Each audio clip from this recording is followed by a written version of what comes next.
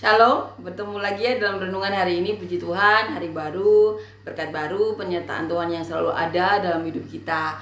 Amin ya, dan kiranya kita semakin dikuatkan dalam Tuhan, kita semakin berakar kuat dalam Tuhan, kita semakin mengerti isi hati Tuhan. Yang terpenting kita setiap harinya, semakin hari demi semakin hari, semakin mau melakukan apa yang menjadi kehendak Tuhan. Karena kita tahu melakukan kehendak Tuhan itu adalah satu-satunya cara membuktikan cinta kasih kita kepada Tuhan ya. Dan kita juga tahu dengan mencintai Tuhan itu satu-satunya cara untuk mendapatkan Roh Kudus. Karena Roh Kudus kita tahu bagian dari diri Allah sendiri yang diberikan kepada manusia atas rekomendasi Tuhan Yesus, atas permintaan Tuhan Yesus yang merasakan cinta kasih manusia kepadanya. Amin ya. Makanya Tuhan Yesus adalah jembatan kita ke surga, jembatan kita ke tempat Bapa. Amin ya. Kita tahu bahwa kita itu berharga di mata Allah. Satu jiwa itu berharga. Bahkan untuk menyelamatkan manusia, Tuhan Yesus dikirim ke muka bumi. Bagian dari dirinya sendiri dikirim. Roh Kudus ditaruh di kandungan Maria. Makanya Tuhan Yesus dan Allah itu satu bagian. Karena Roh Kudus, diri dari Allah sendiri, bagian dari Allah sendiri ditaruh di kandungan Maria untuk menyelamatkan umat manusia. Amin ya. Kita itu berharga dan kita harus tahu itu. Kita imani itu. Amin ya. Dan kita tahu jalan ke surga itu satu-satunya melalui Tuhan Yesus. Kita tahu itu dan kita beritakan. Kita bersaksi, kita berfirman kemanapun kita bisa. Bahkan sampai ke ujung bumi seperti yang dilakukan oleh para rasul dan para murid Tuhan Yesus. Karena kita tahu mereka itu melakukan apa yang menjadi kehendak Tuhan. Dan itu salah satu kehendak Tuhan. Untuk memberitakan firman, untuk bersaksi agar semua orang tahu. Surga itu nyata dan ada. Dan jalan satu-satunya melalui Tuhan Yesus. Dan kita harus beritakan bahwa setiap jiwa itu berharga. Amin ya. Berharga di mata Allah. Dan kita harus ingatkan kepada diri kita sendiri. Jangan sampai kita memberitakan kepada semua orang, tetapi kita tidak memberitahukan kepada diri kita sendiri. Kita lupa. Amin ya. Kita semua berharga di mata Allah. Dan kita tahu tujuan kita itu satu, ke surga, bertemu dengan Tuhan, tidak ada yang lainnya. Maka biarlah kita melakukan apa seperti yang dilakukan para rasul, para murid Tuhan Yesus 2000 tahun yang lalu. Walaupun mereka berselisih atau beda pendapat, tetapi tujuan mereka tetap satu. Memberitakan firman, bersaksi, untuk memberitahukan bahwa jalan ke surga itu melalui Tuhan Yesus. Mereka tetap saling mendukung walaupun ada perselisihan atau ada apapun. Dan tentunya itu yang harus kita contoh ya. Tujuan kita itu sama, bertemu dengan Tuhan, ke surga, tidak ada yang lainnya. Amin ya. Dan sebagai ungkapan terima kasih kita kepada Tuhan Yesus yang kita tahu adalah satu-satunya jalan menuju kita ke surga, kita mencintai Tuhan Yesus. Karena kita tahu kita terlebih dulu dicintai Tuhan Yesus. Dan karena kita mencintai Tuhan Yesus itu, kita mendapatkan Roh Kudus, bagian dari diri Allah sendiri yang diberikan. Saya ulangi lagi ya, diberikan Allah kepada manusia atas permintaan Tuhan Yesus, atas rekomendasi Tuhan Yesus. Jadi bertolong-tolonglah, saling bantulah. Karena di masa sekarang, bahkan dahulu juga ya, apalagi di masa yang akan datang, dunia itu semakin jahat. Untuk bisa melakukan apa yang menjadi kehendak Tuhan Yesus, terkadang manusia itu melewati persoalan yang mereka tuh ada di titik nadir atau di ujung tanduk, antara memilih jalan yang benar atau menyelamatkan keluarga mereka, jiwa mereka. Jadi saling bantulah, saling dukunglah. Karena kita tidak tahu apa saja yang sudah dilewati manusia lainnya. Jadi seperti Tuhan Yesus lah, menyelamatkan bukan menghakimi. Karena kita tidak tahu peristiwa-peristiwa apa yang sudah dialami setiap manusia yang kita temui. Jadi saling membantulah, saling mendukunglah, saling menyelamatkanlah, bukan saling menghakimi. Karena kita tahu Tuhan sendiri mengatakan janganlah kamu menghakimi agar kamu tidak dihakimi. Tuhan Yesus itu datang untuk menyelamatkan. Bahkan Tuhan Yesus melarang manusia untuk menghakimi. Jadilah seperti Tuhan Yesus. Karena di dunia, di masa lalu saja manusia harus diselamatkan, apalagi masa sekarang. Apalagi yang di masa-masa yang akan datang. Amin ya. Saling mendukunglah, saling membantulah, saling menyelamatkanlah. Seperti yang dilakukan oleh Tuhan Yesus, para rasul dan para muridnya. Amin ya. Kiranya kita semakin dikuatkan untuk bisa menguatkan. Kita semakin berakar kuat di dalam Tuhan untuk kita bisa menjadi saluran berkat bagi manusia lain. Selama di muka bumi ini, kesempatan kita untuk melakukan apa yang menjadi kehendak Tuhan. Amin ya. Puji Tuhan, amin. Kita akan nyanyikan lagu yang pertama.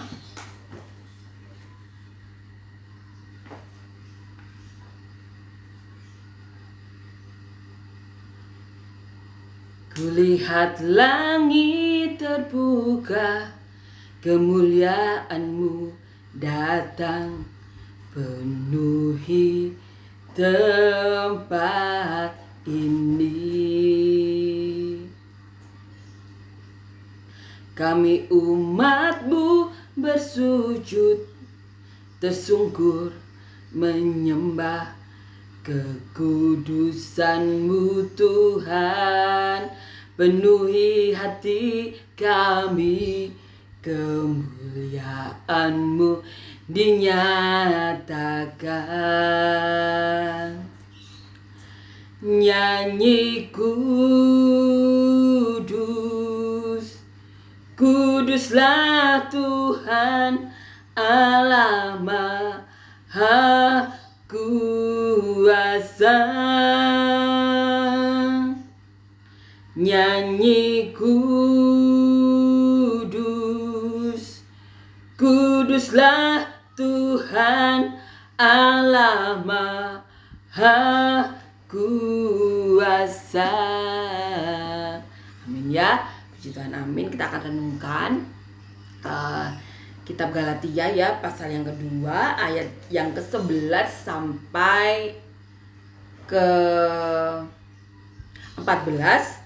Judul perikopnya Paulus bertentangan dengan Petrus. Tetapi waktu Kefas datang ke Antiokhia, aku berterang-terang menentangnya sebab ia salah. Karena sebelum beberapa orang dari kalangan Yakobus datang, ia makan sehidangan dengan saudara-saudara yang tidak bersunat.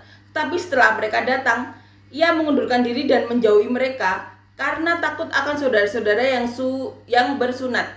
Dan orang-orang Yahudi yang lain pun turut berlaku munafik dengan dia, sehingga Barnabas sendiri turut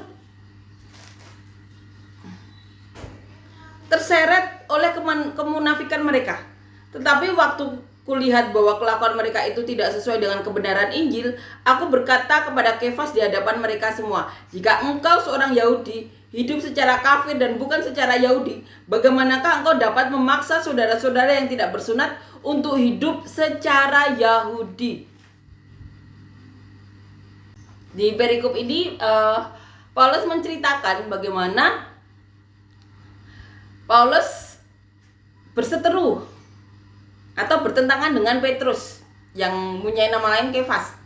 Nah, di sini Paulus yang di perikop kemarin menceritakan dirinya adalah seorang Yahudi yang lebih maju daripada teman sebayanya dalam mempelajari adat istiadat Yahudi, agama Yahudi, yang kemudian paling rajin melakukan apapun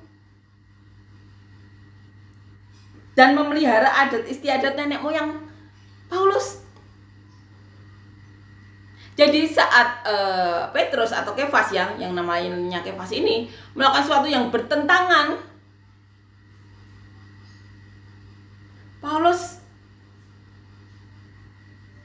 berani untuk memberitahu. Kita akan renungkan ya bagaimana Paulus bertentangan dengan Petrus, seorang yang dipercaya Tuhan untuk mengembalakan domba-dombanya. Bahkan Tuhan Yesus meminta Petrus sebanyak 3 kali. Petrus, apakah kau mencintaiku? Ya Tuhan, aku mencintaimu. Gembalakanlah domba-dombaku. Petrus yang seorang murid Tuhan Yesus, yang bahkan dipercaya Tuhan untuk mengembalakan domba-dombanya, ditentang oleh Paulus. Kita akan renungkan ya ayat demi ayat. Dikatakan di ayat 11, tetapi waktu Kefas datang ke Antiokhia, aku berterang-terang menentangnya sebab ia salah. Karena sebelum beberapa orang dari kalangan Yakobus datang, ia makan sehidangan dengan saudara-saudara yang tidak bersunat. Tetapi setelah mereka datang, ia mengundurkan diri dan menjauhi mereka karena takut akan saudara-saudara yang bersunat.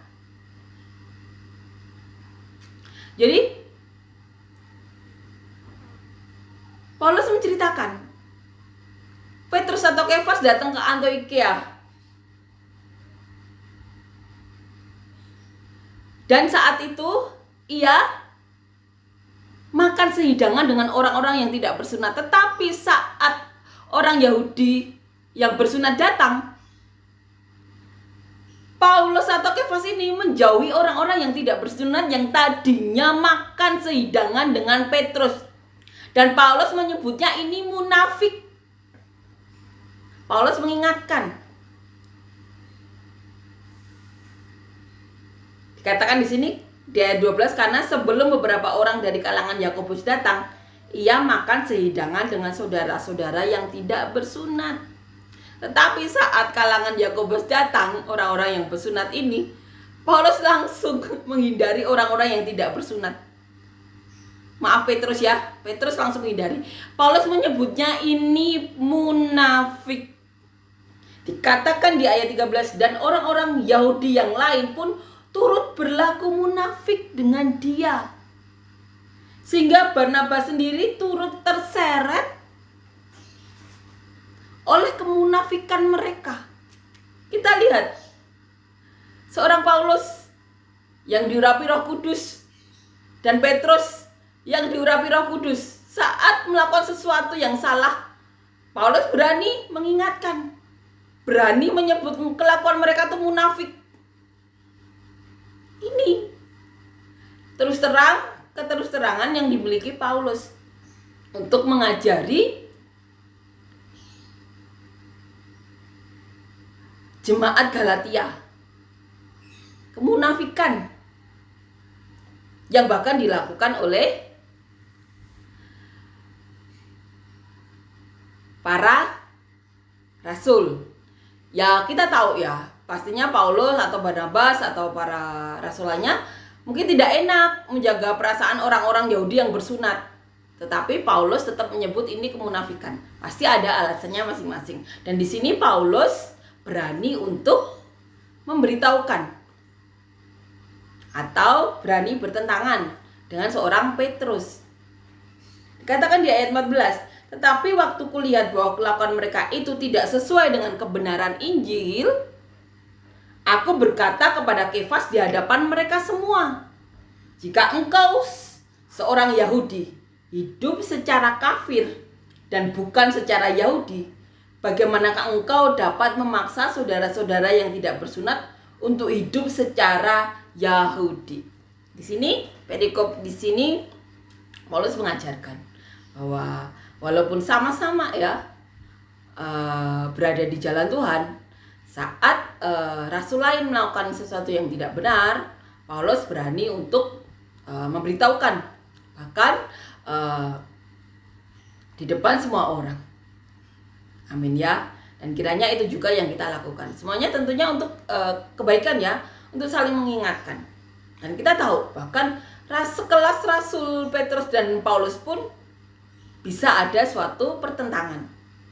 Yang terpenting diselesaikan dengan baik-baik, dengan cara Tuhan, di mana Paulus langsung, kalau bahasa sekarang itu the point ya, memberitahu Petrus bahkan di depan semua orang, karena itu salah, karena itu tidak benar. Dan pastinya cara mengcounternya pun Petrus juga tahu ya mengenai Injil Tuhan, dan Roh Kudus ada di depan Petrus. Tentunya mereka bisa menyelesaikan secara secara cara Tuhan ya tentunya, walaupun diberitahu di depan publik ya.